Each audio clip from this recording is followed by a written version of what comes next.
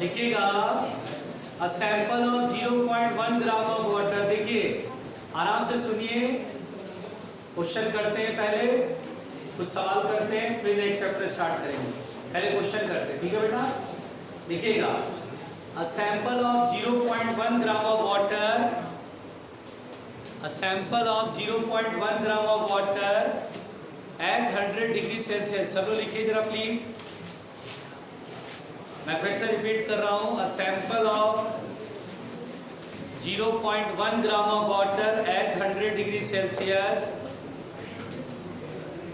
Eight 100 degree Celsius and normal pressure, and normal pressure bracket में, normal pressure bracket में लिखेगा 1.013 into 10⁵ newton per metre square. Bracket बंद। Requires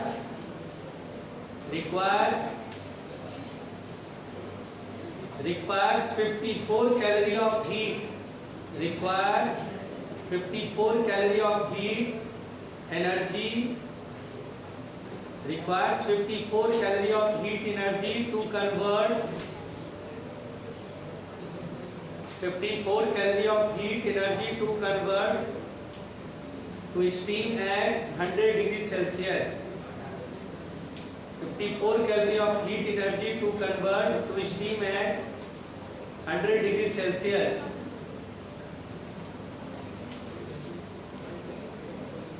Energy to convert to steam at 100 degree Celsius. Full stop. If the volume of the steam produced is, if the volume of steam produced is, volume of the steam produced is 167.1 cc, 167.1 cc.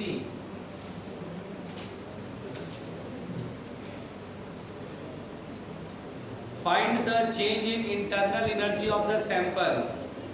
Find the change in internal energy of the system.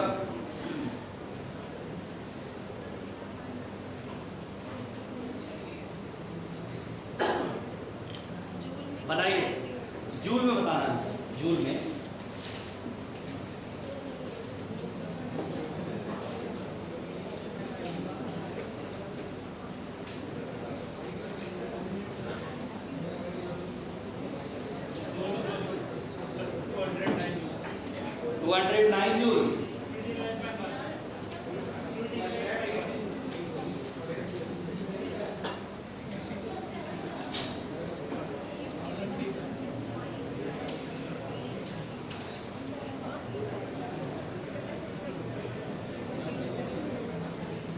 चलिए ये सवाल कितने लोग बनाए? Raise your hand. अच्छा बनाओ, जल्दी बनाओ, जल्दी बनाओ।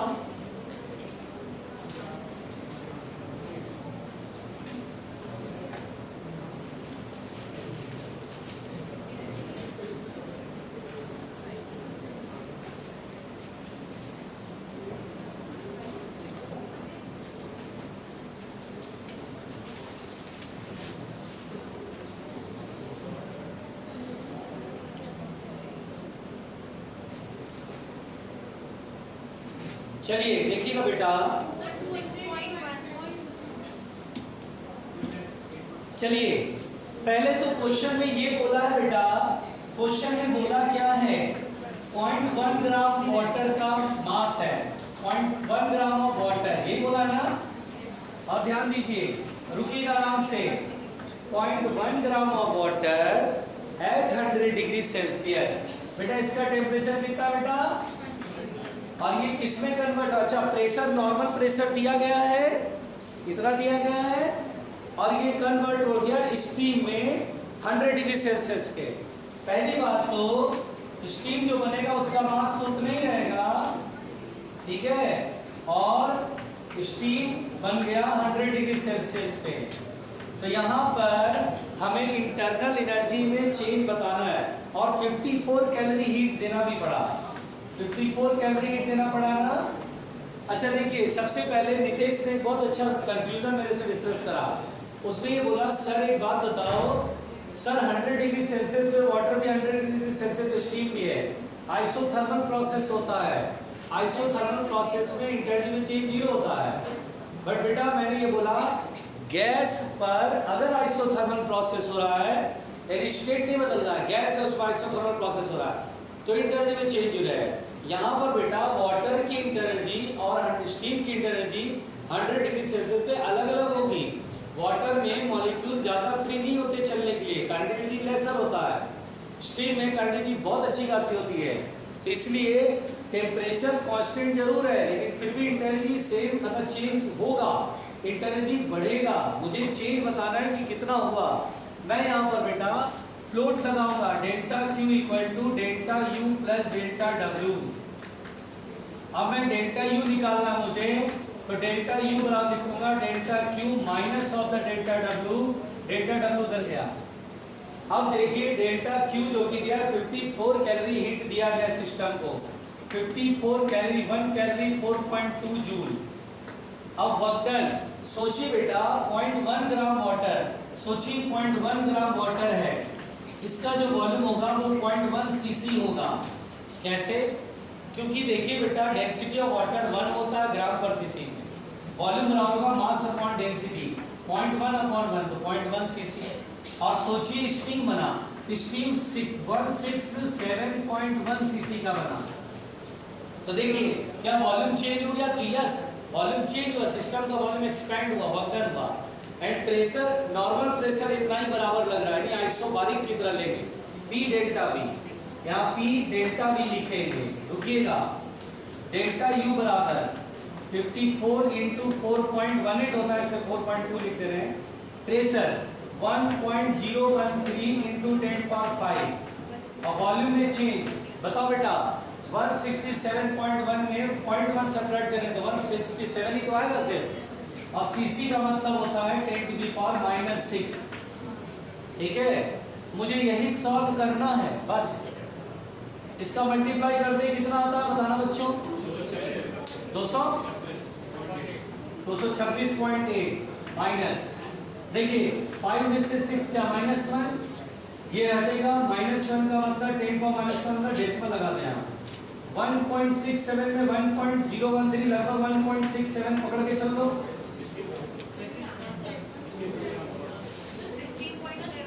ये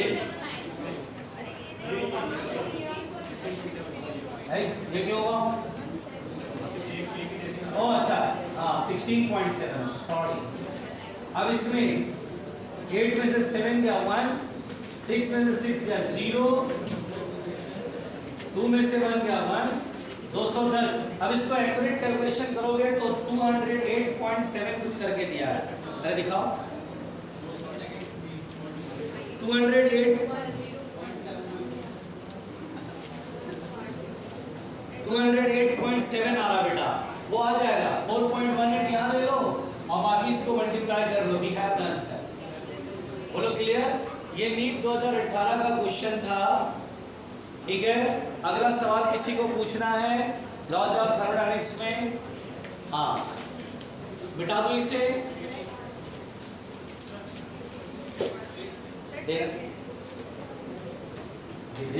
क्वेश्चन नंबर पेज नंबर बोल सकते हो? अच्छा दूसरा है, उसी का है ना मॉड्यूल, दूसरा वही है ना? हाँ बोलो सवाल बोलो। अच्छा उसको पूछ रहे थे, बोलो पेज नंबर। एक ही पेज पे है ना? हाँ कौन सा क्वेश्चन बताओ? सेकंड, ये सेकंड और रेट दो ही क्वेश्चन। रेट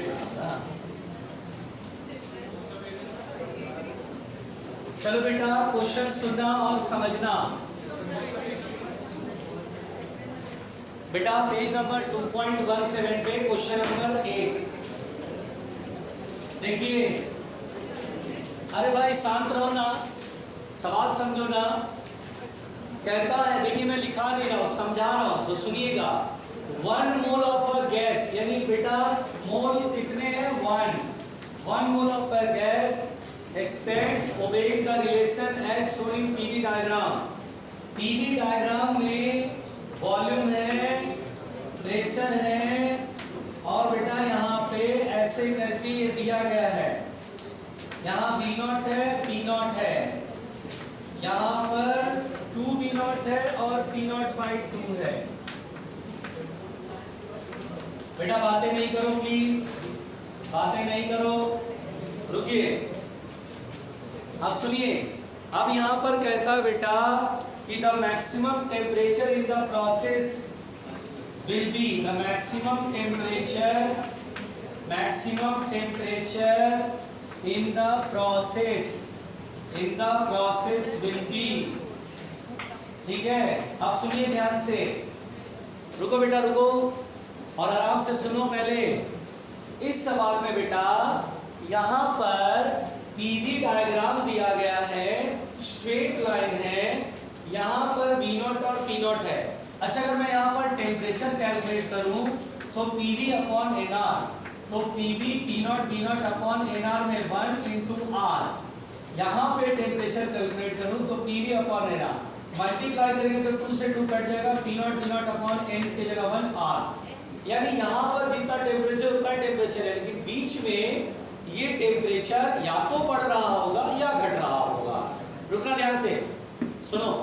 अब यहाँ पर बेटा ये स्ट्रेट लाइन है, यहाँ पर P और V टेम्परेचर कांस्टेंट नहीं, आइसोथर्मल कर्व तो ऐसे होता है, कर्व होता है, तो स्ट्रेट लाइन है। बोले कि सर यहाँ पे टेम्परेचर कांस्टेंट नहीं है, हो सकता है कि पहले टेम्परेचर बढ़ा होगा फिर लौट करके ओरिजिनल के बराबर आ गया होगा, या ये हो सकता है कि टेम्परेचर घटा होगा फिर लौट करके उतने के बराबर आ गया होगा। तो यहाँ पर बेटा हम लोग कैसे इस सवाल को बनाएंगे, रुकिए पहले ध्यान से, रुकिए।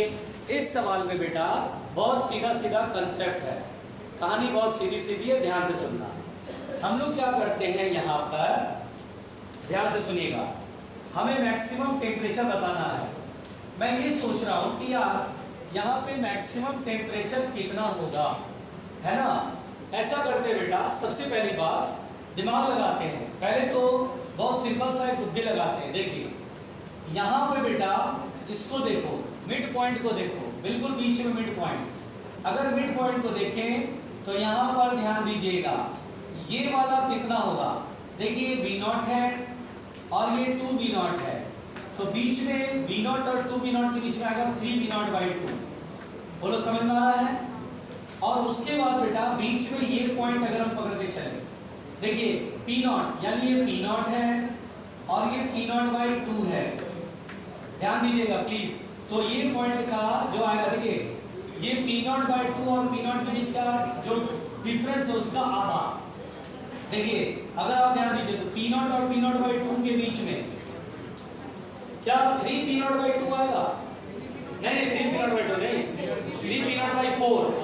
देखिए कैसे, सुनिए पहले ध्यान से, ये डिस्टेंस आएगा P नॉट बाई 2, ये आएगा P naught by 4। P naught by 4 में P नॉट बाई 2 जोड़ोगे तो आएगा 3P नॉट बाई 4। हाफ और 1 के बीच में 0.75 का आता है कहानी, तो 3P नॉट बाई 4। अब इसमें सुनिए, हम ये पॉइंट C मान लेते हैं, इस पॉइंट का टेम्परेचर निकालते हैं। तो C पॉइंट का टेम्परेचर बेटा प्लीज यार, प्लीज थोड़ा सा आराम से। अच्छा एक बात और जोर सुनो, मैं भी कुछ बोलना चाहता हूँ। हाँ नहीं आया, मेरे को भी एक्सप्लेन करना चाहिए, इसलिए मैंने कहा चलो कोई नहीं। अच्छा एक चीज और बताओ, सब कुछ छोड़ दो, पहले एक काम करो, हम ऐसा करते हैं, मुझे मैक्सिमम टेम्परेचर निकालना है। ऐसा करो बेटा, क्या हम इस स्ट्रेट लाइन का इक्वेशन लिख सकते हैं? स्ट्रेट लाइन का इक्वेशन होता है y equal to mx plus c. y axis पर कौन है? प्रेशर, तो हम प्रेशर लिख लेते हैं। m का मतलब होता है स्लोप। तो देखिए ये लाइन अगर ऐसे एक्स एक्सिस के साथ जो है बना तो उसमें tan लगाते हैं ना। एक काम करते हैं, मुझे मालूम है tan थीटा माइनस में आएगा, ये थीटा मान लेते, वही थीटा यहाँ होगा, तो मैं ये tan थीटा निकालता हूँ। tan थीटा कितना होगा? Perpendicular upon base. ये देखो बेटा P नॉट बाई 2 है, परपेंडिकुलर कितना होगा? ये लाइन की लेंथ कितनी होगी? P नॉट और P नॉट बाई 2 का डिफरेंस P नॉट बाई 2 आएगा, और ये वाला डिस्टेंस आएगा V नॉट, आएगा कि नहीं आएगा? 2V नॉट और V नॉट का डिफरेंस V नॉट, तो परपेंडिकुलर अपॉन बेस, तो P naught by 2 V not. यहाँ तक समझ में आ रहा है? अच्छा फिर एक एक्स एक्सिस, अच्छा माइनस लगाएंगे ना आगे, स्लोप विल बी नेगेटिव। हाँ कर लो बात, कर लो। और एक्स एक्सिस पे वॉल्यूम है प्लस सी। सी का मतलब होगा बेटा इंटरसेप्ट और वाई एक्सिस, ध्यान देना। यानी यही लाइन मैं आगे बढ़ा दूं तो ये जो पूरी लाइन की लेंथ होती है इसी को बोलते हैं सी, ठीक है। अगर तुम अपनी खोपड़ी लगाओ तो इस बड़े से ट्रायंगल में मुझे ये सी निकालना है, तो इस बड़े से ट्रायंगल में tan थीटा और इस छोटे से ट्रायंगल में tan थीटा को इक्वेट कर लेते हैं। tan थीटा इस बड़े से ट्रायंगल में होगा c अपॉन, और यहां तक रुक जाओ दोस्तों, ये थीटा तो ये थीटा मान लो, चलो आसान पड़ेगा, थोड़ा और आसान करते हैं। ये पूरा c है, क्या ये c माइनस पी नॉट होगा बेटा? c में से पी नॉट घटाओगे, tan थीटा इसमें निकालो, आसान पड़ेगा। कितना आएगा, क्या लिखता हूं, c माइनस पी नॉट, सही लिखा, अपॉन बेस, बेस कितना है v नॉट, क्या बात है, देखो निकल गया भैया, साथ रह ले। तो c माइनस पी नॉट, ये perpendicular upon base v not, और tan थीटा यहां से कितना आता है, p not upon 2v not, तो p not upon 2v not, v not ने v नॉट को मार डाला, c की वैल्यू कितना होगा, p नॉट ऐड होगा, कितना होगा, p नॉट ऐड होगा p नॉट बाई 2 में, तो 3 p नॉट बाई 2 हो गया। देखिए 3 p नॉट बाई 2, एकदम आसान तरीके से, लेकिन थोड़ा मैथमेटिकल। अच्छा घबराओ नहीं, सवाल ही ऐसा है, घबराओ नहीं बेटा। आप 5-7 लोग जो है या तो बाहर चले जाओ, बड़े सच सम्मान बाहर निकल जाइए प्लीज, जाओ भाई जाओ, तो मजाक थोड़ी ना क्लास के अंदर, आपको नहीं पढ़ना मत पढ़ो ना, बाकियों को क्यों डिस्टर्ब करते हो। ये यहां पर मैंने स्ट्रेट लाइन, देखिए क्वेश्चन थोड़ा ट्विस्टेड है, घबराना नहीं है, समझना है। y बराबर mx प्लस सी में इतना आपको भी समझ लेना चाहिए। y एक्सिस पे प्रेशर है, स्लोप के लिए मैंने माइनस लगाया क्योंकि ये लेते स्लोप, इसमें ये थीटा, ये tan theta, perpendicular upon base, x axis पे वॉल्यूम। c मैंने कैसे निकाला, होशियारी बरता, लाइन आगे खींच दिया, ये पूरा c होता, y एक्सिस पे इंटरसेप्ट होता बेटा, यहां से यहां तक c, ये होगा c minus p naught, p naught यहां से c minus p naught, tan theta perpendicular upon base, c minus p naught upon base is v naught equal to tan theta इधर से p naught by 2 v naught, v naught कर दिया c की value, बस। अब यहां पर करना क्या है, मुझे यहां पर मैक्सिमम टेम्परेचर निकालना है। सर v नॉट नहीं होगा वहां पे, क्योंकि v नॉट और 2v नॉट का बेस v नॉट आएगा यहां और ये v नॉट होगा, तो मना कौन करा, v नॉट, तो वहां पे और ये p नॉट बाई 2 है, ठीक है। अच्छा सुनिए, मैं इसको एक काम करता हूं, क्या इसे nRT अपॉन v लिख सकता हूं बेटा, 1 मोल है तो RT upon v, RT upon v बराबर minus p naught upon 2v not, ठीक है, कांस्टेंट टर्म, एब्सोल्यूट कांस्टेंट है बेटा, v 3 पी नॉट बाई 2। मैं एक काम करता हूं, v उठा के इधर ले जाओ और r भी डिवाइड में पहुंचा दो, तो t बराबर v ऊपर जाएगा तो minus p naught upon 2v naught into v square होगा, और r डिवाइड में घबराना नहीं, plus 3 p naught by 2 r नीचे और v ऊपर। मैक्सिमा मिनिमा कहता है कि आप इसे डिफरेंशिएट करो, मुझे टेम्परेचर की मैक्सिमम वैल्यू बतानी, तो मैं इसे डिफरेंशिएट करूंगा, डिफरेंशिएट करो v के रिस्पेक्ट में, p naught upon 2v naught are constant term, v square का 2v plus 3 p naught by 2 are constant term, v का differentiation 1, for maxima minima it is 0, 0 अगर है तो ये चीज इधर माइनस में आएगा तो प्लस हो जाएगा, इधर बिठा दो आप, ध्यान देना, ध्यान देना, इसको 0 करेंगे, उठा के इधर लाएंगे, पहले तो ये 2 से 2 कैंसिल, r भी हटा दूं, पढ़े लिखे हो, r से r हटा दिया 0 करके। अब याद रखिए P not v upon v not, क्या माइनस इधर आएगा तो प्लस हो जाएगा, 0 ये हो गया है, plus equal to 3 p naught by r, p naught से पी नॉट कैंसिल, सॉरी, तो v बराबर आ गया 3 p naught by by two, हम बोलेंगे sir 3 V naught by two पर टेम्परेचर विल बी मैक्सिमम। अब देखिए अगर V नॉट V की वैल्यू आ गया तो टेम्परेचर निकालना बेटा, जहां जहां V है वहां 3 V नॉट बाई टू। अब इसका ट्रिक भी समझाता हूं, पहले सुन लो। तो T बराबर, देखिए इतनी जगह में हम लिखना है भाई, पहले तो जो कॉमन है कॉमन कर रहे हैं, P नॉट 2R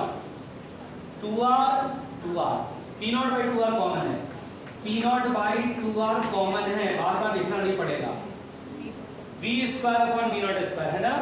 अब V की वैल्यू कितना है 3 V नॉट बाई 2। अगर मैं यहाँ पर V नॉट स्क्वायर, तो V नॉट स्क्वायर से V नॉट स्क्वायर हो जाएगा। अरे बोलो, अरे गाँव उड़ेगा, एक बचेगा, एक बचेगा। हाँ हाँ बोलो बोलो, माइनस 9 V नॉट बाई 4, ये बचेगा ना, प्लस बढ़ाना नहीं, P नॉट बाई आर तो निकल चुका है 3 बाई 2, और V की वैल्यू कितना है 3 बाई 2 नॉट, तो 9 बाई 4 फिर से। अरे सही है ना, तो मिस्टेक तो नहीं है। अच्छा ये 2R बाहर निकल गया है ना, ये भी 2R बाहर निकल गया है ना। एक मिनट बेटा, एक मिनट, यही पे वैल्यू रखना है। P नॉट बाई 2R बाहर निकल गया, पहले लिख लेते हैं ना। अरे रुक जाओ, minus V square upon V not बचेगा, यहाँ क्या बचेगा P नॉट बाई 2R निकल गया तो 3V बचेगा। अब मैं वॉल्यूम की वैल्यू रखूंगा 3V नॉट बाई 2, यहाँ लिखूंगा 3V नॉट बाई 2। एक तो हमारे पास जगह भी तो नहीं है, सर ऐसा ही और दिख रहा है सर। बोलो P बराबर P नॉट बाई 2R, रुको बेटा रुको, चलो V की वैल्यू कितना है 3V नॉट बाई 2, एक V नॉट स्क्वायर कट जाएगा, minus 9V not by 4 plus, फिर यहाँ लिखो 3 9 बाई 2V नॉट, यही होगा ना। अब बताओ 9 बाई 2 में से 9 बाई 4 जाएगा तो 9 बाई 4 बचेगा। अरे दुनिया जानती है 1 बाई 2 में से 1 बाई 4 घटाओगे ना तो 1 बाई 4 बचता है। Then 9 P naught V naught upon 8R, देखो आंसर यही है सर, क्या बात। अरे रुक जाओ, क्या बोल रहा है। अच्छा एक काम करते हैं, इसका एक छोटा तरीका देखें, एक मिनट, अरे एक मिनट, थोड़ा सा छोटा तरीका ये होता है कि मिड पॉइंट को देखना होता है बेटा बस, क्योंकि मिड पॉइंट पर अगर टेम्परेचर बढ़ रहा है तो मैक्सिमम मिलेगा और अगर घट रहा है तो मिनिमम मिलेगा। मिड पॉइंट पे टेम्परेचर निकालना होता है। पहले इसको लिख लो, या लिखोगे या मिटा दूं? अच्छा इसको मिटा दो, ये रहने दो। अच्छा एक काम,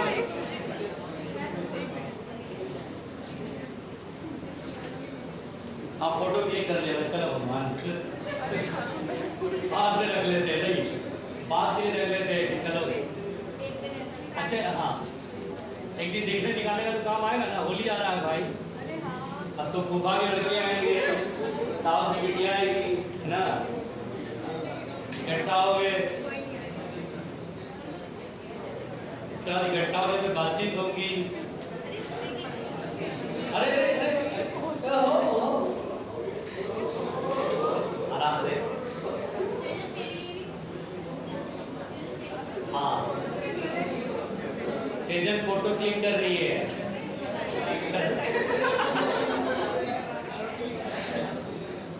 ऐसा चलो एक काम करते हैं बच्चे, ये जो विभत्स घटनाएं हुई, ये जो भयानक हादसा हुआ,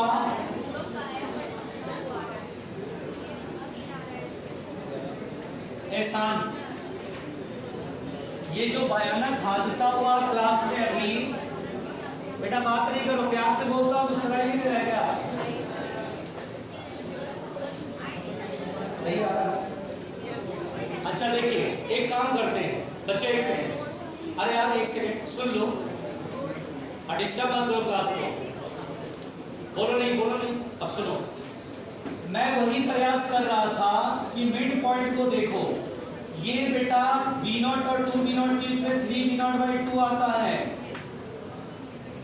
1 और 2 के बीच में 1.5 होता है बीच में। और यहाँ पर बेटा ध्यान से सुनिए, 3p0/4 होता है। आप समझ ही नहीं पा रहे हैं मेरी बात।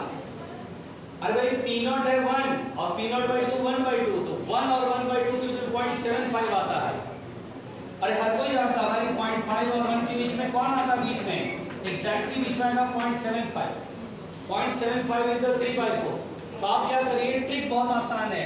सी पॉइंट का टेम्परेचर निकाल लीजिए। देखिए कैसे निकालेंगे, PV अपॉन NR।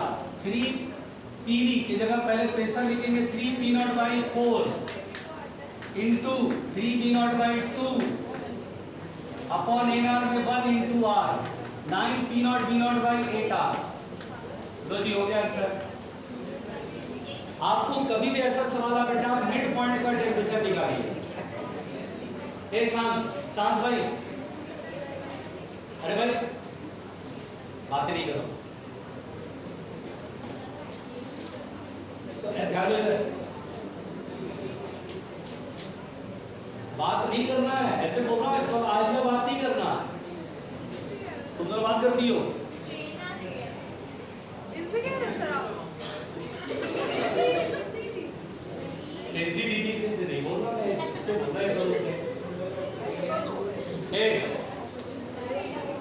चलो एक काम करना, इस सवाल का ट्रिक बेटा, मैं कितनी अच्छी बात बता गया लेकिन आप लोग इसको समझ ही नहीं पा रहे।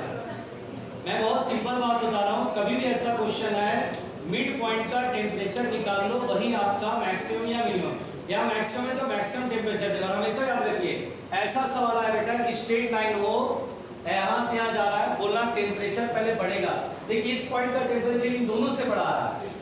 देखिए 9/8 ना p0v0/r से बड़ा होता है, यानी टेम्परेचर पहले बढ़ेगा, बढ़ते बढ़ते मैक्सिमम, फिर घटते घटते वहीं पर आ जाएगा। ये कहानी है कुल मिलाकर।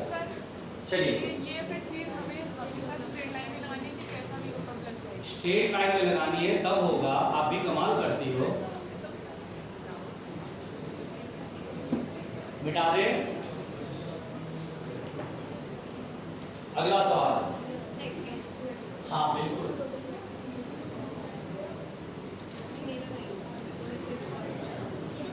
बेटा अगला सवाल प्लीज। ए सुनो, बातें समझो, बातें मत करो यार, इधर जो बता रहा हूं सुनो। A closed compartment containing gas, बेटा एक क्लोज्ड वेसल समझ लो, इसमें गैस भरा हुआ है, okay, is moving with some acceleration in horizontal direction. अगर ये कुछ एक्सेलरेशन से हॉरिजॉन्टल डायरेक्शन में चल रहा है, ध्यान दीजिएगा भाई, तो बोलता है neglect effect of gravity, the pressure in the compartment is. तो बेटा प्रेशर कहां पर ज्यादा होगा?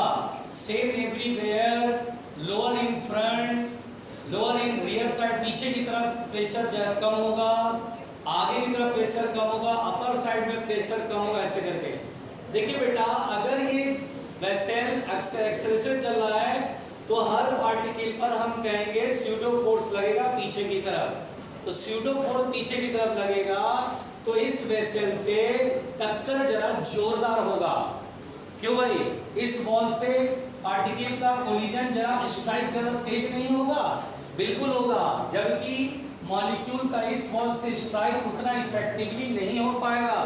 इसलिए हम बोलेंगे सर कि जब वेसल को हॉरिजॉन्टली चलाओगे तो फ्रंट वॉल पर प्रेशर अपने आप कम हो जाएगा और पीछे वाले वॉल पर प्रेशर अपने आप ज्यादा होगा। बात समझ में आ रही है? आप सोचिए ना, वैसे भी अगर वैसे टेम्परेचर फिक्स रहेगा, अगर इस वेसल को हम सामने चलाएंगे तो टेम्परेचर ऑफ द गैस के बारे में पूछता।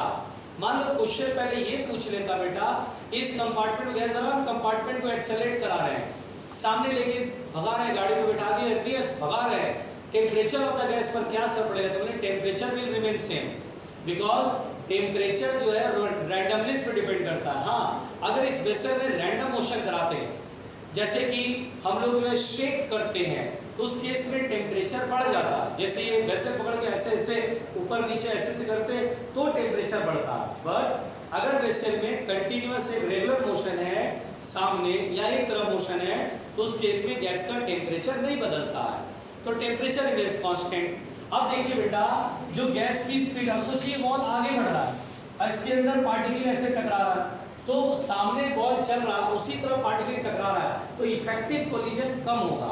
लेकिन अगर दो अपोजिट चीज दूसरे की तरफ आ रही है तो बहुत अच्छा खासा टक्कर होगा, कोलिजन बहुत जोरदार होगा। तो यहाँ मोमेंटम में चेंज पार्टिकल में बहुत सारा मिलेगा। सो दैट्स व्हाई यहाँ पर प्रेशर पीछे वाले साइड पर ज़्यादा मिलेगा, फ्रंट वाले साइड पर प्रेशर कम मिलेगा। तो answer is the lower in front side. देखना जरा आंसर। यही है। हाँ 28 कोलिजन, हाँ पीछे वाले वॉल से कोलिजन ज़्यादा होगा ना, टेम्परेचर राइज नहीं होगा, एक तरफ घट भी तो रहा है कोलिजन। हाँ भाई शांत भैया, ऐसे बोल करके चुप हो जाते। इसका सवाल है कौन है? हाँ बोलो। 28। अच्छा बेटा ध्यान दीजिए, क्वेश्चन है, अगला क्वेश्चन थ्योरेटिकल सवाल पूछा जा रहा है। आपके मतलब का भाई, अरे सुनो, अरे सृष्टि, अरे सवाल बता रहा हूं, ध्यान दो।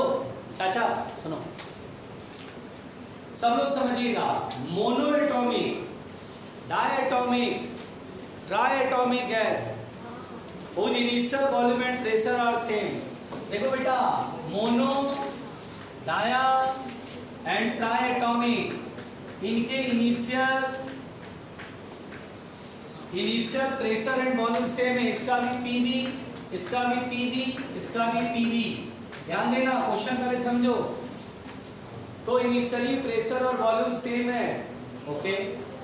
Are compressed till their volume becomes half the initial volume. यानी बेटा इसे कंप्रेस करके वॉल्यूम को हाफ कर दिया गया सभी को, V/2। अब क्वेश्चन कहता है पहला, if the compression is adiabatic then monoatomic will have maximum final pressure। यानी बेटा बोलता है कि अगर एडियाबैटिक प्रोसेस है, क्वेश्चन में ऑप्शन पढ़ रहा हूँ, पहला ऑप्शन, अगर ये एडियाबैटिक प्रोसेस से किया गया वॉल्यूम हाफ, तो मोनोएटॉमिक गैस का प्रेशर बहुत बड़ा मिलेगा। इन तीनों में सबसे ज्यादा मोनोएटॉमिक गैस का प्रेशर बड़ा मिलेगा। चलिए बनाते हैं। एक बात मुझे बताइए, क्या पीवी गामा बराबर कांस्टेंट होता है? P1 V1 गामा बराबर P2 V2 gamma. Initial pressure P, अरे शांत रहो, V गामा P2, ये V/2 हो गया ना बेटा, V गामा अपॉन 2 गामा कर लें। P2 बराबर होगा P1 P इंटू 2 की पावर गामा, जिसका ऊपर गामा जितना बड़ा होगा प्रेशर भी उतना ही ज्यादा आएगा, पावर जितना बड़ा होगा उतना ही वैल्यू भी बढ़ी जाएगी। अब सोचिए, मोनोएटॉमिक गैस का गामा होता है 1.66, अरे बताया था गामा 5/3, इसका 7/5, और इसका 4/3। अरे यार बताओ, मोनोएटॉमिक गैस का गामा कितना होता है? 5/3, 1.66, इसका और इसका सबसे बड़ा गामा। जब गामा बड़ा मोनोएटॉमिक का, तो फाइनल प्रेशर भी मैक्सिमम किसका होगा? मोनोएटॉमिक का। तो पहला ऑप्शन तो कितना अच्छा बोला है, if the compression is adiabatic then monoatomic gas will have the maximum final pressure। Final pressure monoatomic का सबसे ज्यादा होगा। तो लोग बोल रहे हैं कि आंसर सी दे रहा है, सी ऑप्शन पढ़ लें। if the compression is adiabatic then final pressure will be same। कभी नहीं, अगर एडियाबैटिक है तो फाइनल प्रेशर थोड़ी ना सबका सेम होगा, गामा डिफरेंट है। आंसर क्या दिया देखो जरा, इसका आंसर कर लेंगे ए। ये लेवल कौन सा है? 1। सही देखा, लेवल 1, लेवल 1 28 का सी से ए कर लिया जाए। भाई देखिए बाकी लोग तो सवाल, हाँ बोल बेटा बोल, तू ये पढ़ा लिखा लगता। देखो सो गया है, वो सेकंड टाइम है जो क्लास में सो रहा है। क्या नाम है बेटा आपका? अच्छा आपका नाम क्या वैसे? अभिषेक। तुम तो बड़े होनहार छात्र हुआ करते हो यार। तो बगल में क्या नाम है तुम्हारा? कृष्णा? नहीं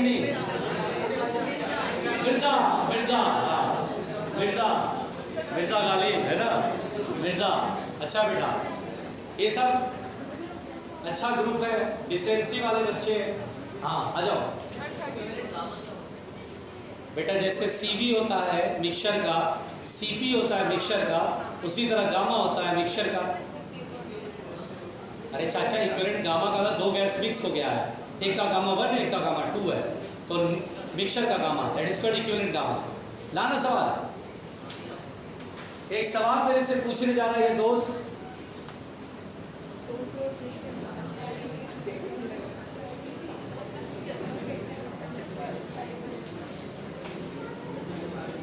बेटा शांत रहिएगा। देखिए ये बच्चा एक सवाल पूछने जा रहा है, आज ईमानदारी से पूछेगा ये सवाल। कौन सा? अरे किसका? 190 बस 189। अच्छा बेटा एक सवाल है, जरा सुनिएगा सभी लोग, लिखिए तो जरा, सब लोग लिखिए, पहले क्वेश्चन लिखिए सभी लोग, प्यारे उल्लू लिखो। 5 मोल्स ऑफ हीलियम, वो लिखेंगे ही नहीं, लिखो 5 मोल्स ऑफ हीलियम, लिखो 5 moles of helium are mixed with 5 moles of helium are mixed with 2 moles of hydrogen, are mixed with 2 moles of hydrogen. Find the equivalent value of adiabatic constant. Find the equivalent value of adiabatic constant. चलिए ध्यान से सुनिए। अच्छा आप attempt लेंगे, चलिए बहुत अच्छी बात है। सृजन अटेम्प्ट लेगी, अटेम्प्ट लीजिए बेटा इस सवाल को। सबने लिखा ना, क्वेश्चन दोबारा नहीं बोलना है। 5 moles of helium are mixed with 2 moles of hydrogen. Then find the value of adiabatic constant of the mixture, या find the equivalent adiabatic constant। आपका आंसर आ रहा 1.53 और इन्होंने आंसर क्या दिया है 1.56। अच्छा भैया बना तो लिए लेकिन आंसर मैच नहीं कर रहा है।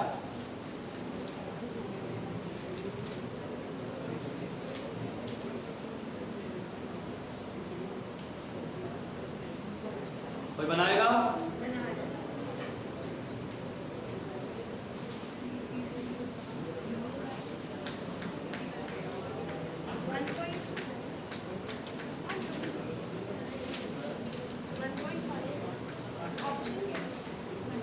अच्छा बेटा इस सवाल को हम बनाएंगे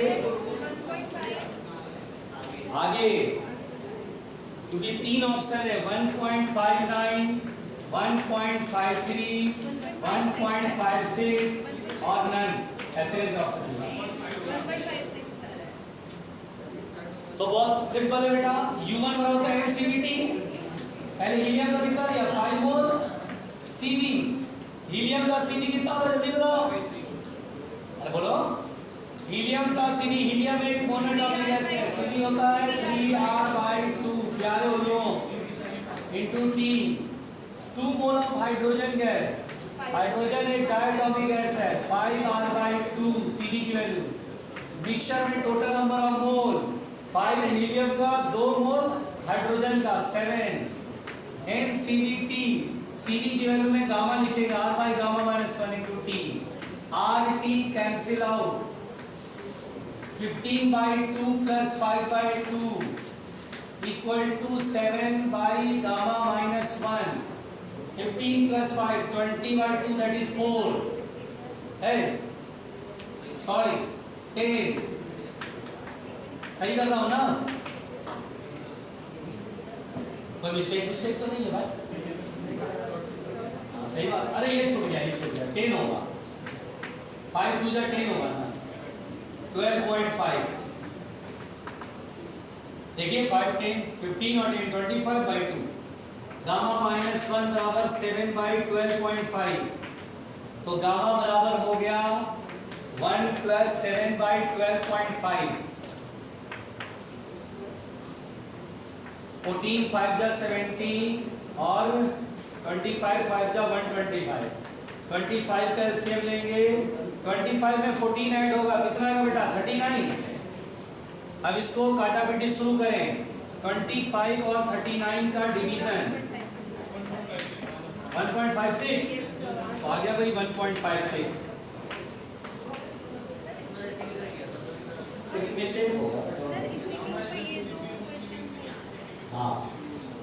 अच्छा तुमने मिक्सचर में कभी इक्विवेलेंट मोलर मास सीखा है? अरे बेवकूफ, सिंपल सी बात है, N1 M1 plus N2 M2 upon N1 plus N2 we have the equivalent molar mass. ये केमिस्ट्री का है।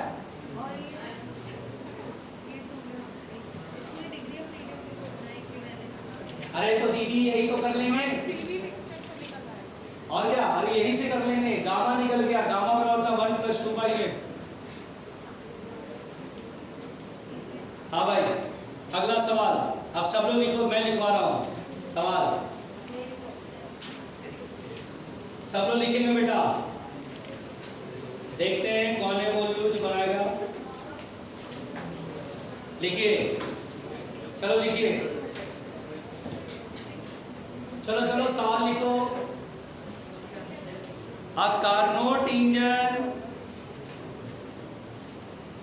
A Carnot engine shows efficiency of 40%. A Carnot engine shows efficiency of 40% on taking energy at 500 Kelvin. On taking energy at 500 Kelvin. Full stop. To increase the efficiency to 50%, to increase the efficiency to TO2 50%, at what temperature it should take the energy? At what temperature it should take energy? बना बेटा।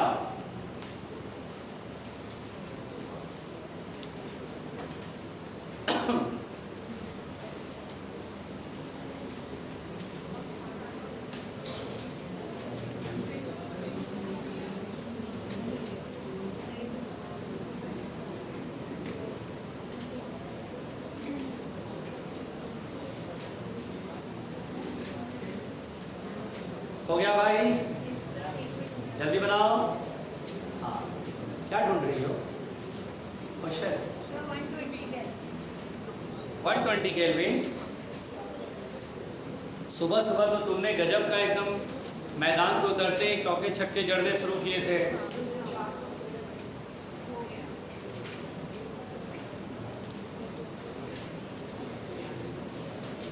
कौन बता रहा है? बोलो अरुण। 416 नहीं अरुण, कौन बोला? कुछ बोला क्या? हाँ 625 केल्विन है आंसर क्या? ना चलो कोई नहीं। कार्नोट इंजन की इफिशिएंसी पर ही वो क्वेश्चन पूछे जाते हैं, न्यूमेरिकल पूछे जाते हैं।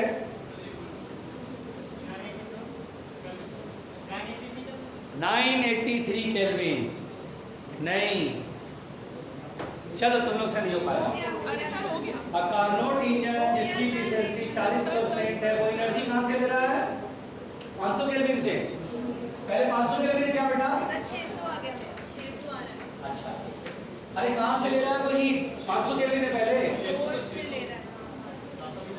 500 केल्विन से हीट ले रहा है। अच्छा सोर्स हो गया 500, हीट लिया, वर्क किया और सिंक को दे दिया Tn। इफिशिएंसी 40% है। क्या इफिशिएंसी का फॉर्मूला याद है? 1 - TL/TH। और परसेंट में बेटा ये 40% है, तो इंटू 100 भी तो करेंगे। ये 40% है तो 40/100 इक्वल टू 1 - TL/500। इससे ना सिंक का टेम्परेचर निकाल लो। नहीं बेटा नहीं, आप लोग को याद नहीं होगा, एक जमाने में केवी कहा करता था फिजिक्स बहुत आसान है सर, बन जाती है मेरे से। आप लोग भूल चुके होंगे शायद, मुझे तो आज तक याद है। सिंक का टेम्परेचर निकल के आ गया, वो भी क्या दिन थे। केवी का बोलबाला था, केवी का बोलबाला था। 300 केल्विन सिंक का टेम्परेचर। अब कहता है इफिशिएंसी 50% मिले, इसके लिए हीट को कितने से खींचे, मतलब TH निकालना है। तो देखिए सिंक का टेम्परेचर वही आपकी बार 50% इफिशिएंसी है, 1 माइनस TH 300 और TH डैश निकालना है। न्यू सोर्स का टेम्परेचर कितना हो, ये शांत हो, ये शांत हो, 50/100 1/2। ये जितने तरह के लोग आंसर निकालते हैं ना, 793, 625, इनसे मैं एक कला तो जरूर सीखूंगा। बेटा कहाँ पे कैसी बेवकूफी करते हो। और यहाँ से TH डैश कितना आएगा, 3 to 600।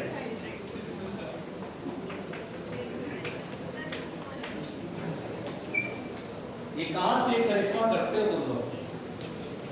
चलो मैं हूं ना, मैं देखो ये बेटा मैं ऐसा थोड़ी ना आउट ऑफ द सिलेबस करा रहा हूं। लिखो बेटा क्वेश्चन अगला क्वेश्चन लिखो, ऐसे पहले लिख डालो और जो तुम्हारे अंदर हुनर है सलाम है उसको, उस हुनर को, बड़ा मजेदार हुनर है, आराम से। अरे मैं हाँ बिल्कुल, देखो ये वाला मैं करा रहा हूँ। देखो लिखो बेटा सवाल लिखो। एक सेकंड, ये कारनोट के सवाल जरूरी है, ऐसा कुछ नहीं है।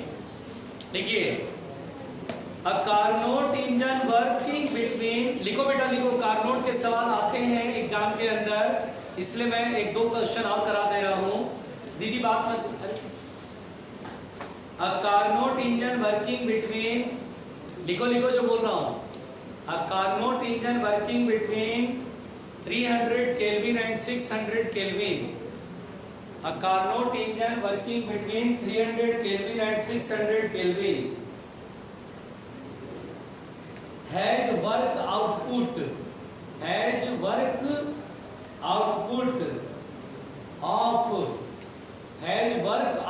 of 600 joule per cycle। 600 joule पर साइकिल, यानी एक साइकिल में mechanical work 600 joule, sorry 800 joule है, 600 की 800 जूल करना, 800 joule full stop. The amount of heat energy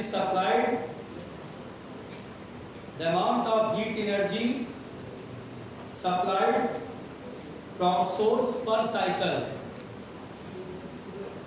the amount of heat energy supplied from source per cycle will be, और solve करो, यानी एक साइकिल में सोर्स कितना हीट सप्लाई दिया है इंजन को। क्या बात कर रहे हो भाई, एक से देख के काम करो।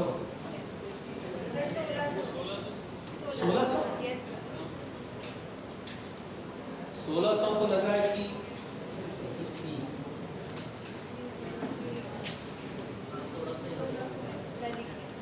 अच्छा,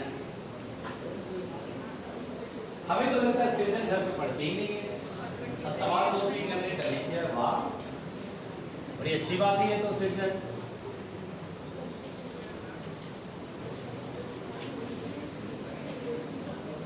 हाँ भाई, यह सवाल मैंने अपने जीवन में ऐसा एक बैच देखा है जो कमबख्त पढ़ता ही नहीं है।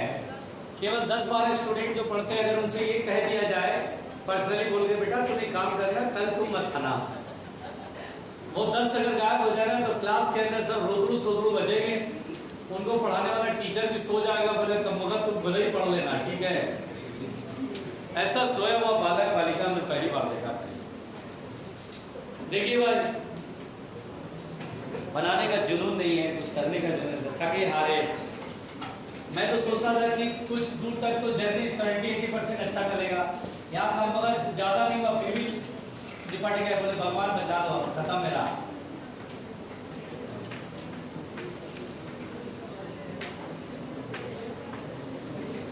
देखो बेटा, यहाँ पे कहता है कि ये कार्तिक को बार ब्लॉक डायग्राम ना दिमाग में रख लिया मैंने। 600 केल्विन और 300 केल्विन, 800 जूल आउटपुट वर्क है। वर्क कितना बेटा, 800 जूल। कितना हीट एब्जॉर्ब किया, कीमत पूछा बेटा। शांत, यहाँ पर इफिशियंसी वाला फॉर्मूला लगाओ। इफिशियंसी होता है work done upon heat absorb. Efficiency होता है 1 माइनस TL अपॉन TH। 100 से मल्टीप्लाई मत करो, जरूरत नहीं है। W अपॉन Q1, लो जी हो गया जी।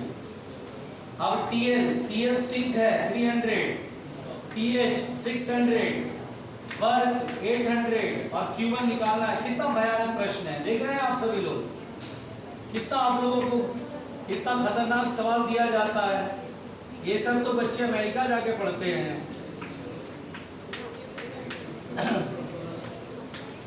1600 जूल, सिंपल प्रॉब्लम।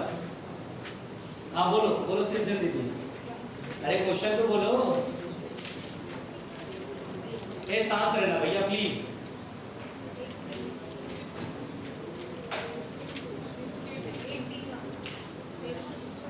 हाँ बोलो। 18। हाँ बेटा ध्यान से सुनते हैं। एम्स 2010 का सवाल मिटा दूं, पहले से मिटा दूं, चलो मिटाते हैं।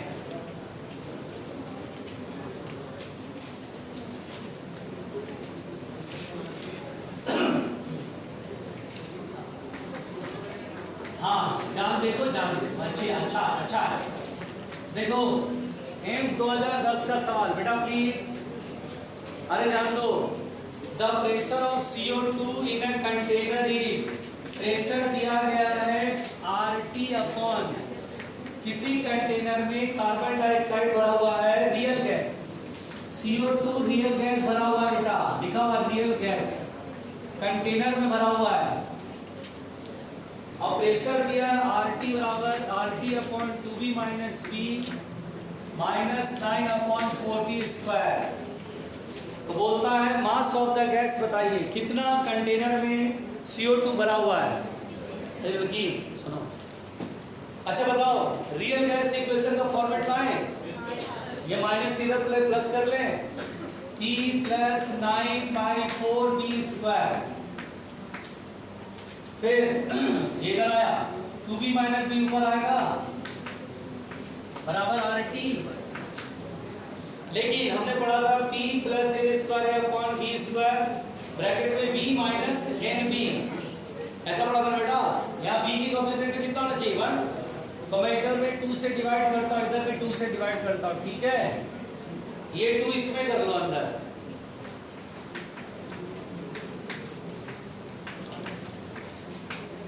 टू से 2 कट गया, V माइनस B/2 बराबर RT/2। तो यहाँ पर nRT, n की वैल्यू कितना है 1/2, यानी CO2 का नंबर ऑफ मोल 1/2 है। Weight upon molecular weight, molecular weight of CO2 is 44 ग्राम। तो W बराबर कितना होगा 22 ग्राम। मिला आंसर।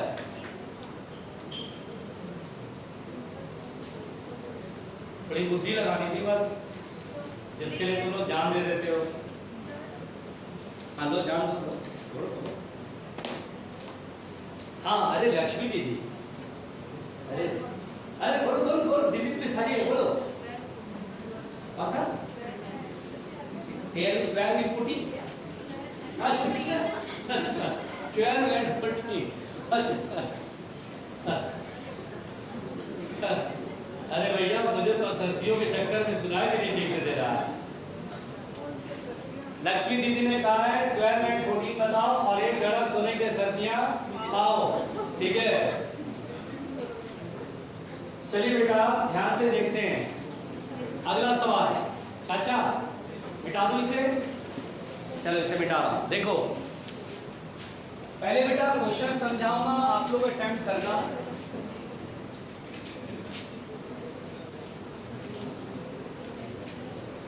देखिए क्वेश्चन समझा रहा हूं, जरा सुनिएगा।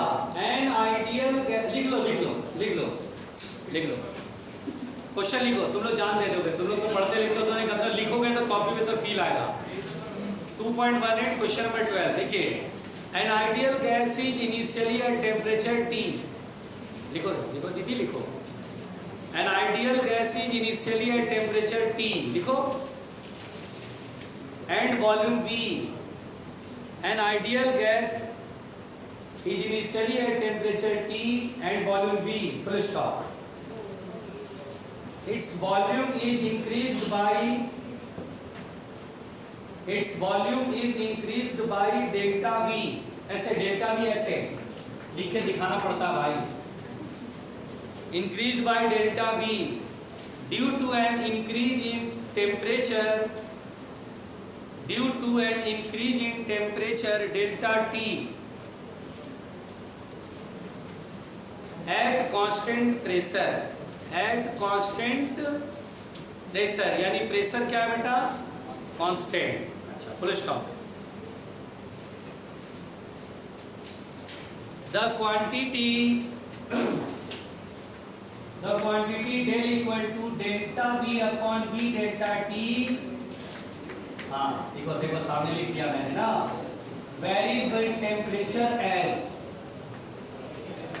Varies with temperature as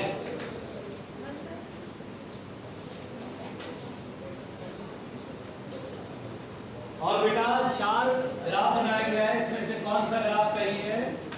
ये देखिए, इधर डेल्टा इधर टी. ग्राफ एक तो स्ट्रेट लाइन है. बेटा बात नहीं करो, बोलता हूं बात नहीं करो तो सुनता ही नहीं है.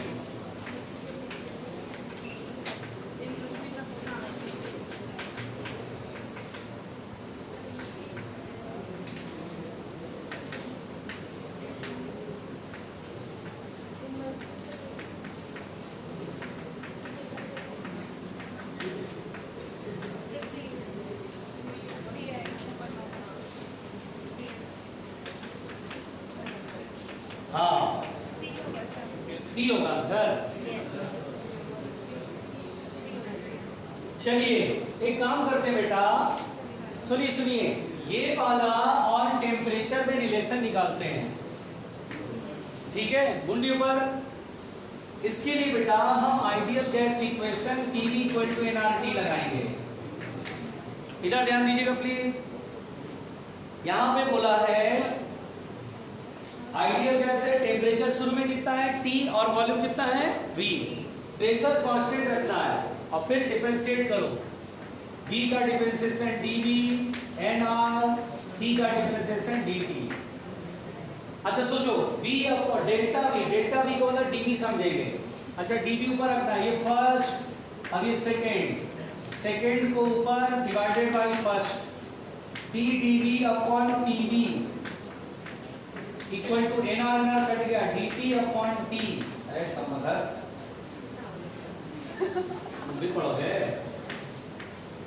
अब बेटा dt को उठा के इधर लाएंगे, dV को डेल्टा V करेंगे upon V delta T equal to 1/T. This is del. देखो delta V upon V delta है, delta V upon V delta. Del बराबर 1/T. ये रेक्टेंगुलर हाइपरबोला होता है. रेक्टेंगुलर हाइपरबोला कौन सा है? Answer is C. हाँ चार्ल्स लॉ. हाँ कैसे करते जरा. डेल्टा कैसे निकालते हैं मुझे बताओ. कुछ तो करते, तो मैं भी तो कुछ ही तो किया. अरे कुछ तो करते, तो मैंने क्या बहुत कुछ किया है. अबे कुछ तो करते. ये कहां से लाते? तुम अंतर्यामी हो. प्रेशर कांस्टेंट है, ये कहां से लाते भाई? हो सकता है टेम्परेचर डायरेक्ट प्रोपोर्शन में जाता. अंतर्यामी समझ रखा है लोगों ने अपने आप को. हाँ भाई चाचा बात कर. तुमको तो लापता किया था ना, तुमको गुमशुदा कर देगा. ठीक है, पता भी नहीं पड़ेगा. हाँ भाई क्वेश्चन नंबर अगला सवाल है बेटा 14. देखिए. अरे भाई साहब तो बड़ा डेंजर सवाल है भाई. एक मिनट बोलना नहीं. डेंजर सवाल आया, तुम तो बोल रही हो. मिटा दो बेटा. चलिए आप लोग बनाएंगे, पहले आपको मौका देते हैं. शांत बेटा शांत. बेटा PV डायग्राम दिया है ऐसे दिया है PV डायग्राम ABCD. हमें ये PV डायग्राम दिया है और बोला है पीटी डायग्राम प्लॉट करो, ड्रॉ पीटी डायग्राम। इतने भयानक भयानक प्रश्न लक्ष्मी दीदी को मिल गए। आप बनाएंगे या मैं शुरू हो जाऊं? अच्छा बनाओ, ये बड़ी इच्छा से सीख लिया आप लोगों। हम बनाएंगे पहले। शांत शांत। हाँ फर्स्ट ऑप्शन कहाँ है? कोई बात।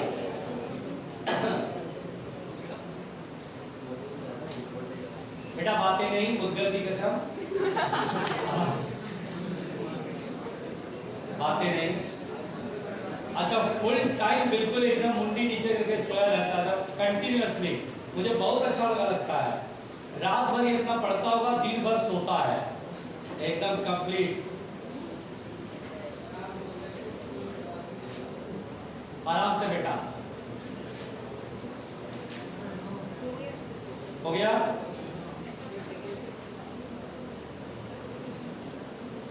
ये ऑप्शन कैसा है? दूसरे दिखाइए ऑप्शन, उसमें दिखा दें। अच्छा दीदी तुम्हारा गलत,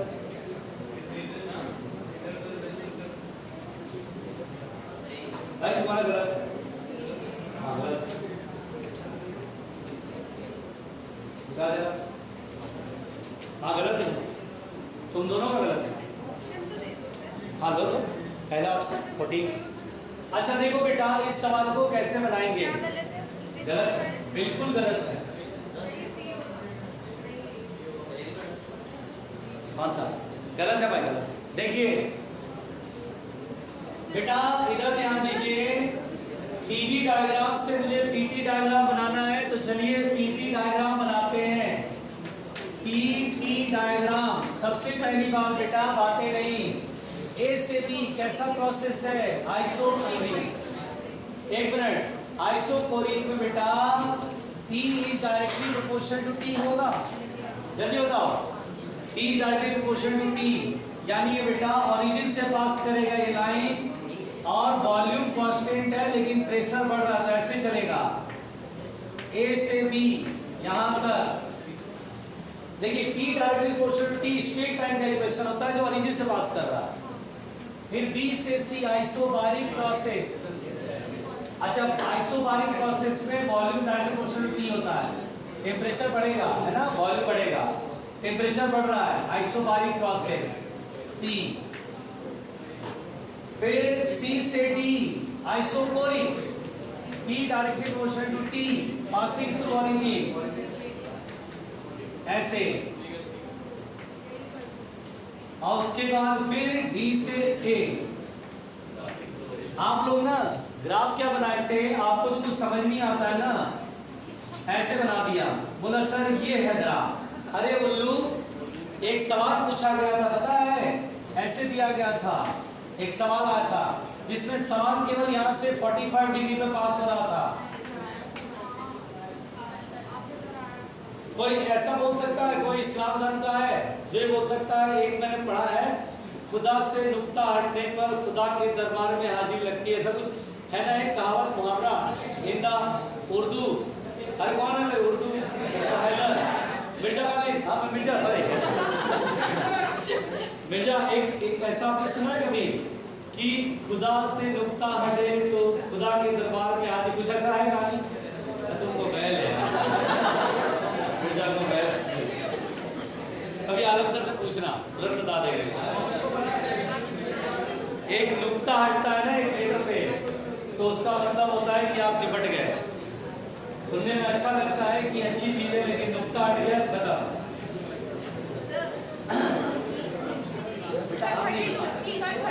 कल लिखिए बेटा हीट ट्रांसफर, चैप्टर लिखिए हीट ट्रांसफर। कल बेटा प्लीज नहीं, मैं भी प्लीज बोल रहा हूँ, कल भी बताऊँ, यही बताऊँ, यही बताऊँगा। कल पढ़ते हैं, आना तो जरा तबीयत से पढ़ाने दो। हाँ अच्छा कल बता दो मैं बाहर।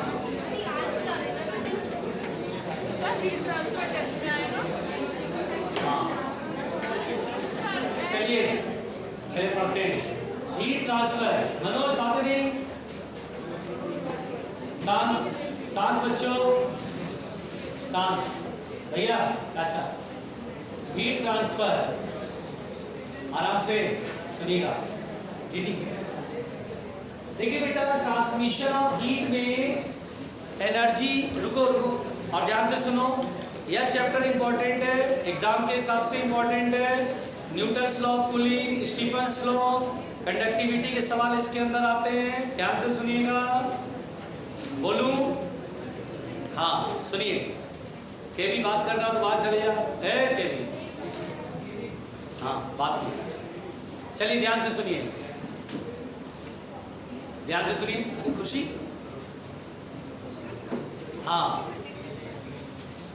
अब यहां पर बेटा सबसे पहली बात, हीट ट्रांसफर में जो हीट ट्रांसफर होता है बेटा एक प्लेस से दूसरे प्लेस तक, वो 3 तरीके से होता है। There are 3 mode of transferring of heat energy from one place to another place. 3 mode of transferring of heat energy. 3 mode of transferring of heat energy. Heat energy from one place to, रुकिए अब आराम से सुनिएगा, one place to another place, very good. अब सुनो बेटा, सुनो आराम से, एक प्लेस से दूसरे प्लेस तक ट्रांसफर होने के लिए एनर्जी को 3 तरीके से भेजा जा सकता है, एनर्जी ट्रांसफर हो जाता है। देखिए सबसे पहला है बेटा कंडक्शन, कंडक्शन जिसे आप थर्मल कंडक्शन भी कह लीजिए या हीट कंडक्शन भी कह लीजिए। दूसरा है कन्वेक्शन, जिसे आप हीट कन्वेक्शन या थर्मल कन्वेक्शन भी कह लीजिए। और थर्ड है रेडिएशन। थर्ड क्या है बेटा? रेडिएशन, थर्मल रेडिएशन भी कह सकते हैं। रुको तो बात है, अब यहाँ सुनना बेटा, convection not in our syllabus, convection केवल इंट्रो बताना है, बात खत्म हो जाएगी। हमें कंडक्शन और रेडिएशन पे ही बातें करनी है, यानी हम 2 ही टॉपिक को ही पढ़ेंगे इस चैप्टर के अंदर, ये कंडक्शन और ये रेडिएशन, और चैप्टर फिनिश। छोटा चैप्टर है, आसान भी है, इसमें बहुत ज़्यादा बातें नहीं, लॉज ऑफ थर्मोडायनेमिक्स की तरह। अब हीट में ये समझो यूनिट कंप्लीट होने वाली है, क्योंकि ये कंडक्शन और रेडिएशन में ज़्यादा बातें हैं नहीं भाई, 3-4 पॉइंट इसमें और 5-6 पॉइंट इसमें, खत्म चैप्टर। तो ध्यान से सुनिए, पहले हम बेटा कंडक्शन के बारे में बात कर लेते हैं, ध्यान से मेरी बात सुनिएगा। मिटा दो इसे, लिख लिया सभी ने? देखिए सबसे पहले बेटा ध्यान से सुनिए प्लीज, बातें नहीं करिए, बातें नहीं बेटा। सबसे पहले हम कंडक्शन के बारे में पढ़ लें।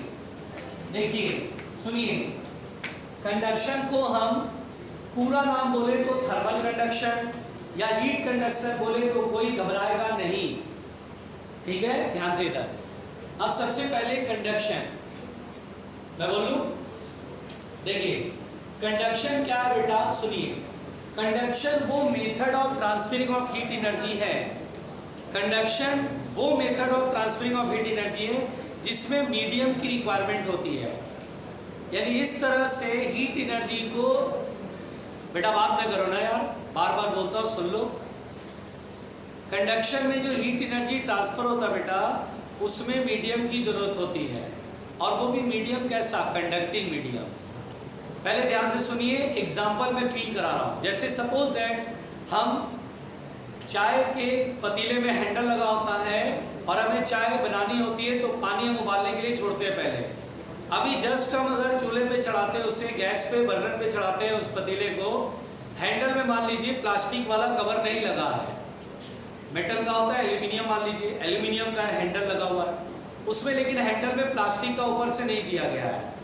तो क्या होता है बेटा कि यहाँ पर जैसे शुरुआत में तो आप हैंडल पकड़ सकते हैं, लेकिन पानी जैसे से गर्म होगा तो आफ्टर सम टाइम उस हैंडल को आप नहीं पकड़ पाएंगे, क्योंकि बहुत ज़्यादा गर्म हो जाएगा। आग उसको डायरेक्ट नहीं मिली, आग तो पतीले के बॉटम पर मिली है, लेकिन हैंडल आप नहीं पकड़ पाएंगे एक टाइम बाद, आपको फिर कपड़े से लपेट के फिर वो चूल्हे से उतारना पड़ता है, बर्नर से उतारना पड़ता है। तो कारण क्या है, हीट तो हमने पतीले के बेस में दिया लेकिन गर्म पूरा पतीला हो गया। तो इसमें क्या होता है, हीट कंडक्ट होकर के हैंडल तक पहुंच रही है और हैंडल तक हीट आ रही है तो वहां पर टेम्परेचर बढ़ रही है। आप देखते हैं बेटा ठंडी के टाइम में सुबह सुबह एकदम कड़ाके की ठंड पड़ रही है और सुबह सुबह आप किसी लकड़ी को छूते हैं तो आपको ठंडापन ज़्यादा महसूस नहीं होता है, लेकिन कोई लोहे की चीज़ छू लेते हैं तो ज़्यादा ठंडापन फील होता है, क्योंकि बेटा लकड़ी is the bad conductor of heat, उसमें फ्री इलेक्ट्रॉन्स नहीं है, हीट फ्लो नहीं हो पाता है। लेकिन जब आप लोहे को छूते हैं, मेटल बॉडी को छूते हैं तो ठंडक ज़्यादा महसूस होती है, क्योंकि हमारी बॉडी से हीट उधर की तरफ जाती, हीट कंडक्ट होती, हीट हमें से उसमें जाती है, जिसकी वजह से हमें ठंडक ज़्यादा महसूस होता है। ये कंडक्शन का सिंपल एग्जाम्पल है। इसमें क्या होता है बेटा, बहुत सिंपल सी बात है, मेरी बात पहले सुनिएगा, कुछ पॉइंट सुनिएगा।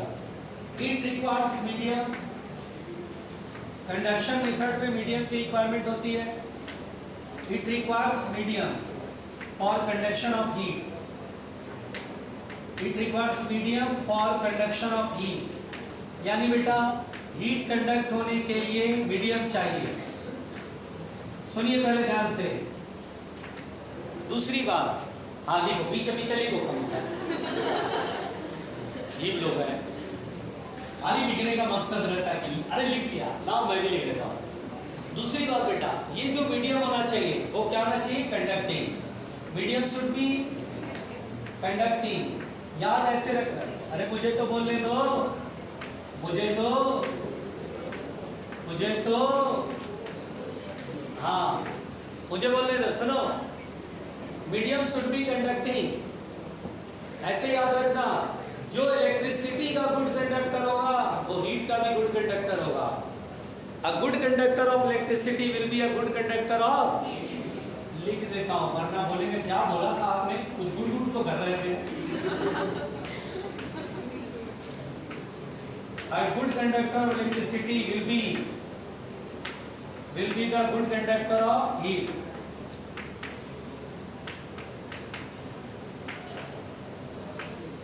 Good conductor of heat. साथी, good conductor of heat. फिर सुनो, रुक जाओ, अरे रुक जाओ, थोड़ा सा रुक जाओ, फिर तुम्हारे लिए इंतजार करेंगे, टेंशन ना लो। पहले सुनो, अब क्या होता बेटा, इसमें जो कंडक्शन में जो हीट कंडक्ट होता है उसके बारे में समझते हैं। दरअसल क्या होता बेटा, suppose that this is a metallic rod, this is a metallic rod. रुकना पहले ध्यान से बेटा, पहले मेरी बात सुनो जो मैं बोल रहा हूँ। ये जो मेटेलिक रॉड होता है बेटा, अगर मुझे हीट को कंडक्ट कराना है तो ऐसा माना जाता है कि ये इसे कपड़े से लपेट देना है, क्योंकि क्या होता बेटा, रेडिएशन के रूप में भी कुछ एनर्जी लॉस हो जाती है, और वो लॉस न हो, to prevent the energy loss in the form of radiation, we wrap the rod with cotton cloths. इस तरह से क्या करते हैं, हम कपड़े से लपेट देते हैं जिससे रेडिएशन ना हो पाए। तो मान लीजिए कि ये ऑलरेडी कपड़े से लपेटा हुआ, जब भी ऐसा कहे तो मान के चला रेडिएशन नहीं हो रहा है। अब क्या होता बेटा, रॉड का एक and T1 that is high temperature, और रॉड का दूसरा एंड दैट इज T2 कम बखर लो टेम्परेचर। ठीक है, तो क्या होता है, जैसे ये मान लीजिए किसी भट्टी में आपने इस तरह एंड को कर दिया या बर्नर में रख दिया, इधर से टेम्परेचर ज़्यादा, हीट इधर से मिल रही है। क्या होता बेटा, मेरी बात सुनिएगा, यहाँ पर क्या होता है, जो क्रॉस सेक्शन, ये छोटा सा पोर्शन जो यहाँ से हीट एब्जॉर्ब करता बेटा, इसमें फ्री इलेक्ट्रॉन होते हैं, क्योंकि गुड कंडक्टर ऑफ इलेक्ट्रिसिटी का मतलब हुआ कि इसमें फ्री इलेक्ट्रॉन है तभी इलेक्ट्रिसिटी पास होती है। तो हम बोलते हैं will be the good conductor of heat, इसका मतलब फ्री इलेक्ट्रॉन ही जिम्मेदार है। इंसुलेटर और कंडक्टर में सिर्फ एक ही बात का फर्क है कि इंसुलेटर में फ्री इलेक्ट्रॉन नहीं है और कंडक्टर में बहुत सारे फ्री इलेक्ट्रॉन्स हैं, है ना भाई। क्या होता है बेटा, यहाँ से हीट लेने के बाद ये इलेक्ट्रॉन जो यहाँ पर हैं वो बहुत तेजी से वायलेंटली मोशन करते हैं। वायलेंटली का मतलब होता है कि टकराएगा तो एनर्जी ट्रांसफर करेगा। अभी कुछ नहीं होता, नॉर्मल रॉड रखा है तो वो वायलेंटली नहीं करता है, वो कोलिजन में इलास्टिक कोलिजन होती है, there is no loss of energy. लेकिन जब हीट लेता है तो ये वायलेंटली चलता है और वो एनर्जी ट्रांसफर करता है दूसरे इलेक्ट्रॉन को, जिससे वो टकराता है।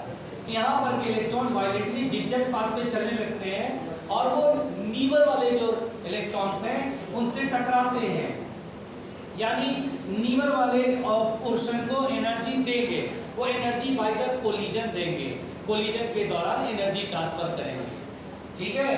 फिर ये एनर्जी इसको मिलेगा, फिर इलेक्ट्रॉन वायलेंटली चलेगा, उसके बाद फिर ये नीवर वाले को देगा। इस तरह से वी से दैट कि heat flows in the rod from high temperature to low temperature. क्या इसमें मीडियम का कोई पार्टिकल, जैसे यहाँ इलेक्ट्रॉन है, क्या वो इलेक्ट्रॉन यहाँ से जाएगा? नहीं जाएगा। मीडियम में ये इलेक्ट्रॉन अपने ही रीजन में रहेगा, अपने ही एरिया में रहेगा, ये वाला इलेक्ट्रॉन अपने ही एरिया में रहेगा, ये वाला इलेक्ट्रॉन अपने बस कोलिजन एनर्जी ट्रांसफर कर देगा, खुद नहीं जाएगा। इसीलिए बेटा in conduction medium particle does not transfer with the heat. In conduction medium particles do not transfer, medium particle do not transfer with the heat, do not transfer with the heat. अब लिखो बेटा,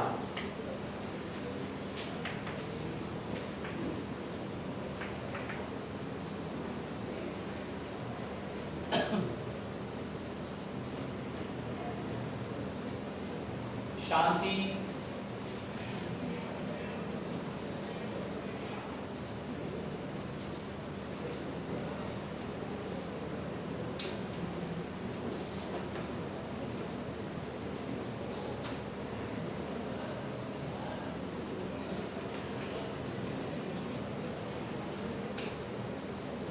मिटा दो बेटा।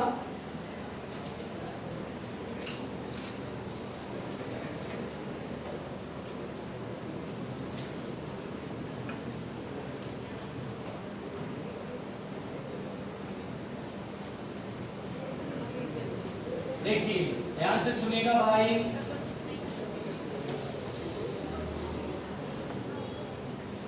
शांत शांत शांत। अरे भाई रुक जाओ।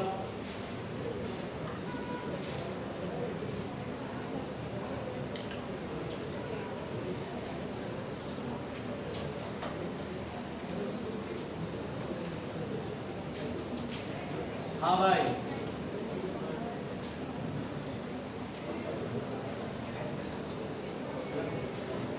देखिए अब ध्यान से सुनिए बेटा, इसमें क्या होता है, मेरी बात सुनिएगा ध्यान से। ये जो रॉड होता है बेटा, ये जो रॉड होता है इसमें हीट कंडक्ट होता है। जैसे मान लीजिए ये T1 है, टेम्परेचर इधर T2 है less than T1, this and is at high temperature and this and is at low temperature. इधर ध्यान दीजिए प्लीज, बोलो नहीं, इट्स नॉट अ पार्क, ये कोई पार्क नहीं है जहां पे आप बैठ के झुंड बना के बात करते हैं। शांत रहिए। तुम तो बेटा लगता है फीस जमा करके केवल यही आए हो बात करने। अगर मैं इनसे पूछूं कि तुम्हारे पिताजी क्या करते हैं और उनसे जाके पूछो कि इतना पैसा कमा के बेचारे मेहनत कमा करके उसके बाद सोचते हैं मेरा बच्चा सेट हो गया, अच्छा पढ़ाई लिखाई करा रहे हैं और सेट हो गया, बस डॉक्टर बना उसके बाद सेट। मगर तुम जो है अभी तक समझ नहीं पा रहे हैं। ध्यान से इधर देखिए, समझते ही नहीं है भाई। चलिए ध्यान से सुनते बेटा, T1 और T2 में ये लो टेम्परेचर और ये हाई टेम्परेचर। मान के चलना कि इसमें कपड़े से लपेटा हुआ है, रेडिएशन नहीं हो रहा है। इसमें दो तरह का स्टेट पाया गया है बेटा, जिसे हम बोलते हैं वेरिएबल स्टेट और स्टेडी स्टेट। वेरिएबल स्टेट और स्टेडी स्टेट। वेरिएबल स्टेट क्या होता है यह सुनो। जैसे मान लो एक सड़क बनानी है और उस सड़क की कीमत गवर्नमेंट ने अपने इंजीनियर से इवेल्युएट कराया और मान लो आया 1 करोड़ रुपया पे वो सड़क बन जाएगा। मान लो 1 किलोमीटर की सड़क है। अब उस सड़क का टेंडर निकला बनाने का, तो जितने कॉन्ट्रैक्टर है वो अप्लाई करते हैं और मान लीजिए एक कॉन्ट्रैक्टर को वो टेंडर मिल गया कि 1 करोड़ में वो सड़क बनाएगा। तो जब वो जाएगा बड़े अधिकारी के पास कि साहब जी मेरा कॉन्ट्रैक्ट जो है वो मेरा तैयार करो, मेरे को जो है बनानी है सड़क, तो बोलेगा एक काम करो 10% तो पहले मुझे खिलाओ, वरना मैं फाइल नहीं पास होने दूंगा, दबा दूंगा यही। वो बेचारा किसी से मांग करके 1 करोड़ का 10%, 10 लाख रुपए उसको दिया, तो उस फाइल पे साइन हुआ, यहाँ भाई इस कॉन्ट्रैक्ट को इसको दिया जा रहा है, सारे पैसे इसको ही मिलेंगे। फिर वो उसके नीचे वाले अधिकारी के पास आता है, वो बोलता है भैया मेरा भी 5% का तो हिसाब किताब बनता ही है। 1 करोड़ का 5%, 5 लाख रुपया वो ले गया। नीचे आते आते जब उसके पास फाइनली आ गया कि अब कोई अधिकारी नहीं बचा, तो पता चला 30 लाख रुपया या 50 लाख रुपया रिश्वत और घूसखोरी में बट गए। अब बचे 50 लाख, तो 50 लाख में ही सड़क बनाएगा ना, ऊपर से अपना फायदा भी लेगा, प्रॉफिट भी लेगा। 1 करोड़ गवर्नमेंट से लेगा, लेकिन वो 50 लाख खर्च कर चुका है, 50 लाख बचा उसके पास, उसमें वो 10-12 लाख अपने घर परिवार बीवी बच्चों के लिए तो कमा के ले जाएगा, ये दिन रात मेहनत करता बेचारा। तो सड़क बनेगी 35 लाख की, तो 1 करोड़ की सड़क बनानी थी, अब बन गई 35 लाख की। तो इसका मतलब ये हुआ कि जो डामर है उसकी जो थिकनेस है वो भी कम होगी, जो एज होगा उसका और भी कम होगा, और सड़क कुछ दिनों में ही टूट जाती है। यही होता है ना, यही हमारे देश में आजकल होता रहता है ना। पहले ज़्यादा था, थोड़ा कम हो गया, लेकिन हो जरूर रहा है। अब ध्यान दो बेटा, ध्यान दो। लेकिन यही काम अगर अमेरिका में हो या इंग्लैंड में हो या न्यूजीलैंड में हो, तो वहाँ तो कम वक्त ही होता है। 1 करोड़ की सड़क है तो 1 करोड़ का 1 रुपया भी कम नहीं लगेगा, 1 करोड़ की ही सड़क बनेगी, मजबूत, टिकाऊ, और जितना रिक्वायर्ड थिकनेस एंड विड्थ है सब दिया जाएगा। इसलिए वहाँ पर पैसा वेस्ट नहीं होता है, और सड़क भी कोई भी काम होता है सॉलिड काम होता है। बोलो क्लियर? यहाँ भी कुछ ऐसा ही होता है, वेरिएबल एंड स्टेडी स्टेट। क्या होता है शुरुआत में, इन द स्टार्टिंग, इनिशियली, ये जो क्रॉस सेक्शन है, ये जो पोर्शन है बेटा, वो इधर से हीट लेता है। पहले जो हीट लिया वो पहले अपना इंटरनल एनर्जी बढ़ाएगा, पहले बोलेगा मेरे को कुछ पता नहीं, पहले मैं अपना खाऊंगा, पहले मैं अपना खाऊंगा, तब बाकी दूसरों को भेजूंगा ताकि वो खा सके। तो इसको 1 करोड़ रुपए इधर से मिला, उसमें से 10 लाख रुपया खा गया, बोला मेरा अपना है और मैं पहला अधिकारी हूँ, बड़ा अधिकारी। ये 10 लाख खा गया, 90 लाख बचा, 90 लाख बगल वाले को ट्रांसफर किया, बोला मैं भी खाऊंगा, मैं भी खाऊंगा। 90 लाख में वो 5 लाख खा गया, 5 लाख खा गया, बाकी आगे भेजा। खा गया मतलब इंटरनेट बढ़ाया, खा गया मतलब इंटरनेट, ऐसे करके सब खाते गए, लेकिन पोजीशन कम हो रहा, औहदा लेवल कम होता जा रहा, तो रिश्वत की वैल्यू भी कम होती जा रही है। अरे भाई जो डीआईजी साहब जो रिश्वत देंगे वो सिपाही ले पाएगा रिश्वत? डीआईजी साहब बोलेंगे हमको 50 लाख रुपए चाहिए, और एक सिपाही भाई कहाँ पर बोले, वो सिपाही जी बोलेंगे कि भाई हमको 50 लाख चाहिए, तो पूरा महकमा बोलेगा भाई तो अपनी देख रहा है, पोस्ट देख रहा है, स्टार कितने तेरे वर्दी पे, आने बात समझ में? तो जैसा जिसका पोस्ट वैसा उसका रिश्वत। अरे भाई सुनो, तो यहाँ पर बेटा पहुँचते पहुँचते यहाँ पर पैसे सारे खत्म, पता चला हीट कुछ है ही नहीं। लेकिन आफ्टर सम टाइम, अरे छोड़, आफ्टर सम टाइम, कुछ देर के बाद steady state achieve, steady state achieve, न खाएंगे न खाने देंगे, ये वाली पोजीशन आती है, न खाऊंगा न खाने दूंगा, ये स्थिति आती है। उसके बाद सुनो मनोज कुमार सिंह, फिर तो 1 करोड़ मिलता है, और इसको डर है कि अगर गलती से रिश्वत लिया और खबर लगी तो फिर तुम खाने लायक नहीं बचोगे, इसलिए एकदम ईमानदारी से 1 करोड़ लिया, 1 करोड़ आगे भेजा, ये भी रिश्वत देना बंद कर दिया, 1 करोड़ दिया, 1 करोड़ भेज दिया। यानी जिस रेट से हीट एब्जॉर्ब करेगा उसी रेट से हीट आगे देगा, फिर इसी रेट से हीट आगे देगा, और हीट इस तरह से यहाँ से पहुंच जाएगा। मेरी बात समझ में आ रही है? यहाँ पर बेटा शुरुआत में चूंकि वेरिएबल स्टेट था, ये ज्यादा घुसखोर था, ज्यादा एनर्जी लिया था, एनर्जी ज्यादा बढ़ा था, जिसका टेम्परेचर ज्यादा होगा। ये दूसरे नंबर का अधिकारी पहले से कम रिश्वत लिया, एनर्जी ज्यादा बढ़ाया, एनर्जी ज्यादा तो टेम्परेचर बढ़ेगा, लेकिन कम बढ़ेगा, यहाँ कम। सांद्रा भाई चुप, पढ़ा रहा हूं तो।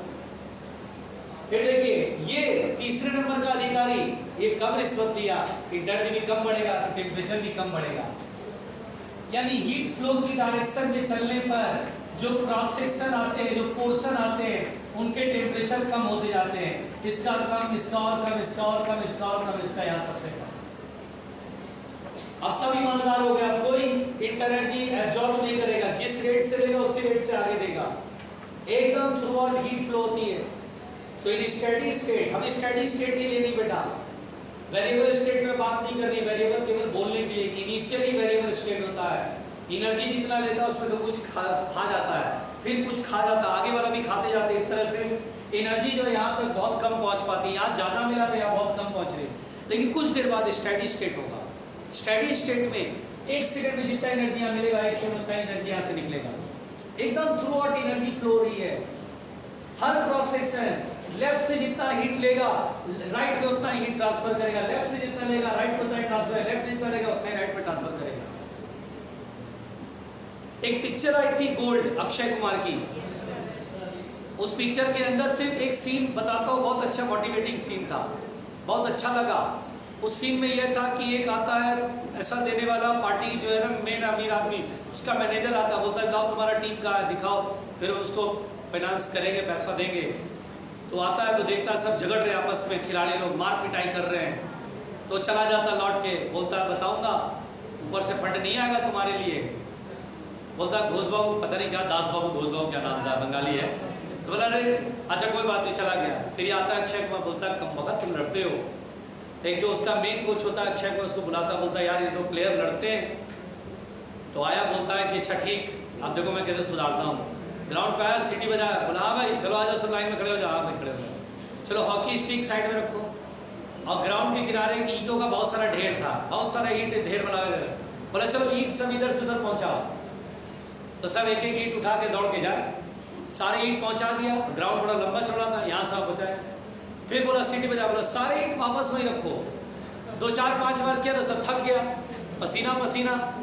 बोला कम वक्त हो क्या रहा है भाई, हम हॉकी खेल रहे हैं कि ईंट ढोने आए हैं।